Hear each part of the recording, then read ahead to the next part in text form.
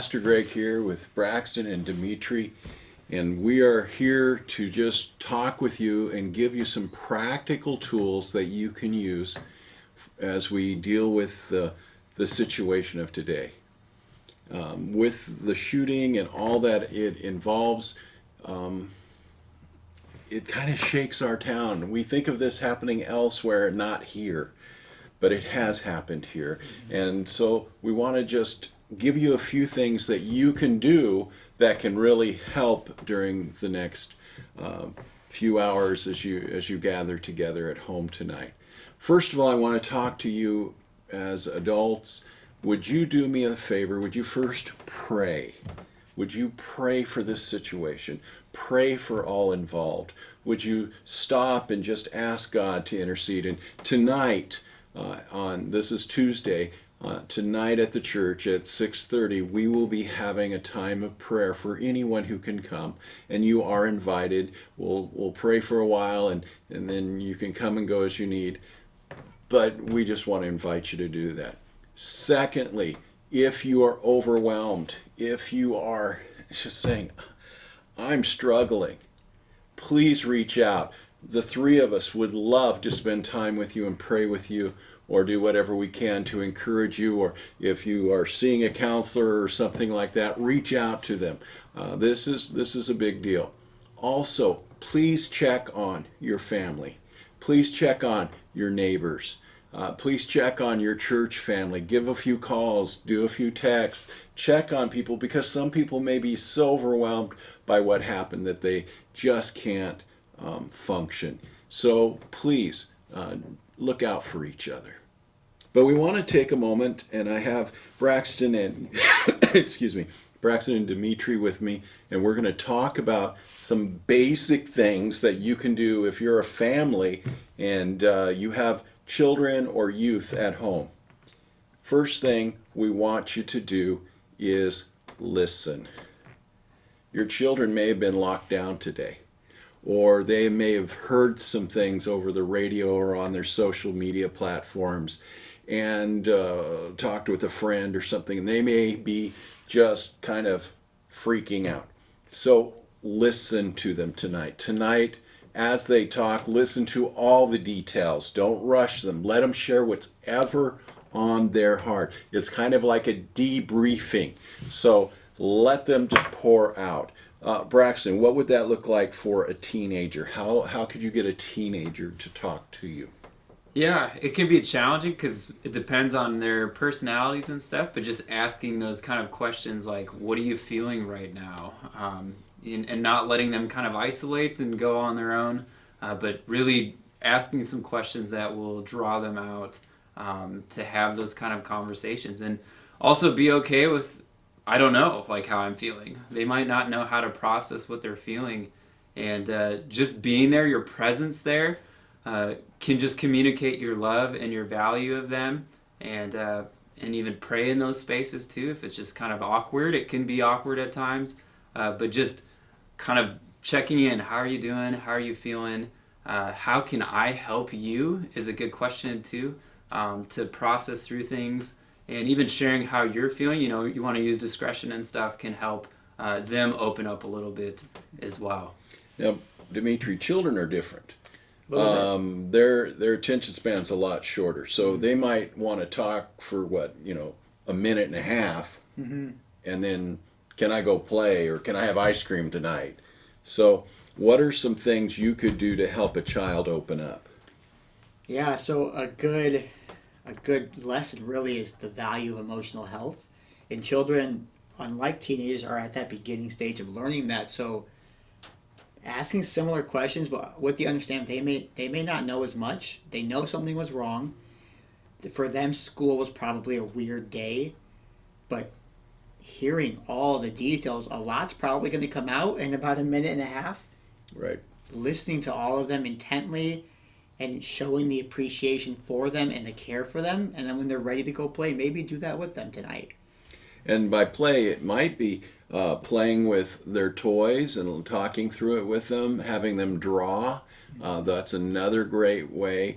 But understanding your kid will share what they want to share, and you as an adult will go, "Hey, we need to talk more," and they're like, I'm done. So it's like a window; it just opens and closes. But be prepared for that. Second thing I'd want to challenge you to do is keep to your routine tonight.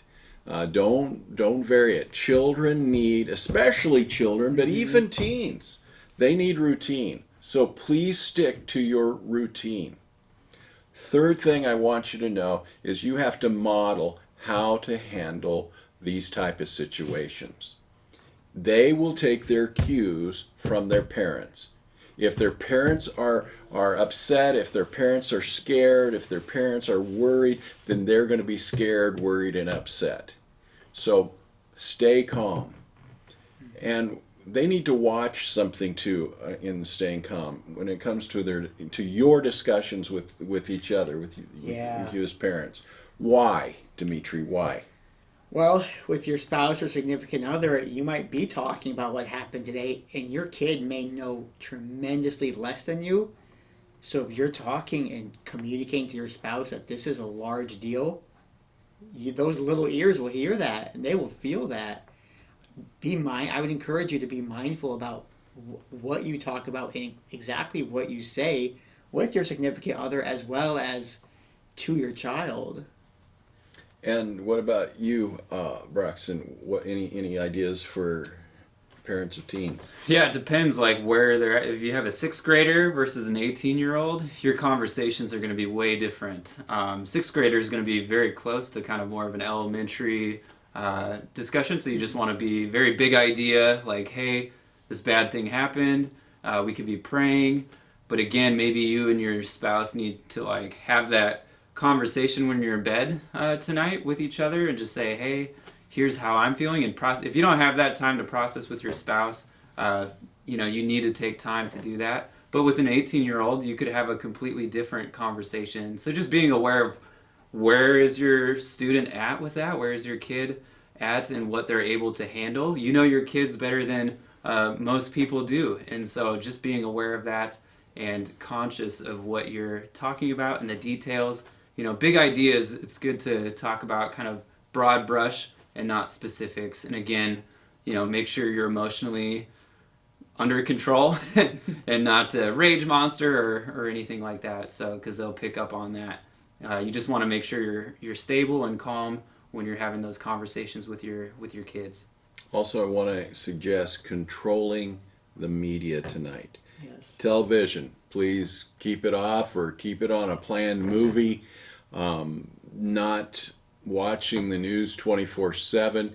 Watch Facebook, social media, whatever your kids are on social media. In fact, it's probably not a bad idea. Would you guys agree? Maybe a phone-free night. Yeah, it'd be a great night for it. Pull out a game, play a game, put the phones away, because you want to really monitor what's coming on. And that leads us to our next one is plan and prepare. Plan on what you want to tell your kids. Now, this is primarily for the younger kids, but if your child is hearing, "Mommy, what happened today?" Well, you might say something like, a very, very sad person went in and hurt a lot of people, but the police have him, so we're safe. There's no problem there. But yeah, and you're going to hear about how he hurt people in the next few days, but understand you're safe, you're okay. So let them know what you want them to know and what they need to know when they go to school tomorrow, because you have to prepare them, because some child at school is going to say, "Hey, did you hear?" Mm-hmm. So you need to have them prepared. And that leads us to our last point for you, and that is watch your kids. Pay attention to your kids. Watch for warning signs if they are internalizing this or they're becoming very afraid. And so, Braxton, what does that look like with a youth, with a student? Yeah.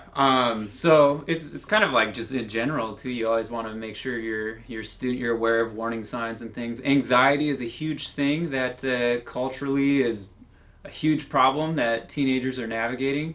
And so having those conversations with them, how are you feeling right now?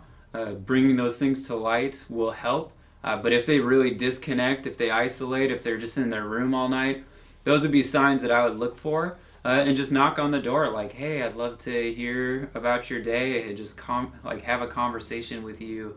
But if you just leave them to their own devices, to TikTok, to whatever, like they're gonna be more anxious. The more you watch news, I'm reminded of when I was a kid with 9/11. Like that was such a pivotal time for me to learn how to have conversations with my family about what happened because I didn't understand fully.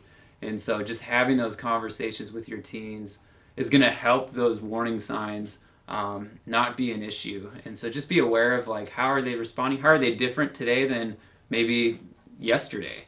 And just being aware of those things. And yeah, we're always here for you too.